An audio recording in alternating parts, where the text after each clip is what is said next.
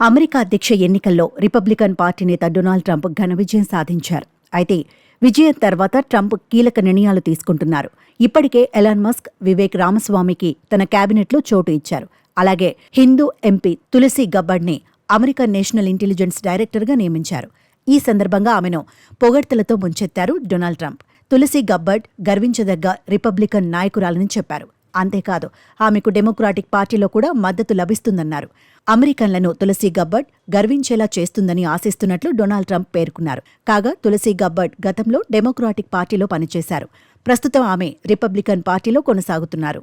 ఇక తులసి పేరు హిందువులకు సంబంధించింది. తులసి గబ్బర్డ్ తాజాగా ట్రంప్ టీంలో ఎంపిక కావడంతో ఆమె ఎవరు అంటూ నెటిజన్లు ఆరా తీస్తున్నారు. ముఖ్యంగా భారతీయులు ఆమె ఇండియాకు చెందిన వారేనా అని సర్చ్ చేస్తున్నారు. తులసి గబ్బర్డ్ 2 దశాబ్దాల పాటు అమెరికా ఆర్మీలో పనిచేశారు. హోంల్యాండ్ సెక్యూరిటీ కమిటీలో కూడా సేవలందించారు.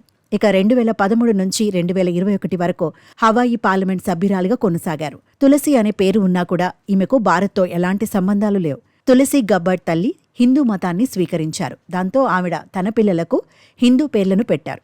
తులసి గబ్బర్డ్ కూడా హిందూ మతాన్ని నమ్ముతారు. ఆమె పార్లమెంట్లో ప్రమాణ స్వీకారం చేసే సమయంలో భగవద్గీతపై ప్రమాణం చేశారు. 2020లో తులసి గబ్బర్డ్ డెమోక్రాటిక్ పార్టీలో ఉన్నారు. అప్పుడే అధ్యక్ష పదవికి అభ్యర్థించారు. కానీ మద్దతు దొరకలేదు. దాంతో ఆమె దాన్ని రిటర్న్ తీసుకోవాల్సి వచ్చింది. ఆ తర్వాత రాజకీయ పరిణామాల నేపథ్యంలో ఆమె డెమోక్రాటిక్ పార్టీని వీడి రిపబ్లికన్ పార్టీలో చేరారు. డొనాల్డ్ ట్రంప్ అధ్యక్షుడిగా గెలవడంతో తులసి గబ్బర్డ్ తన వంతు కృషి చేశారు. ట్రంప్, కమలా హారిస్ మధ్య డిబేట్ జరిగిన సమయంలో ట్రంప్ను సిద్ధం చేసింది తులసినే.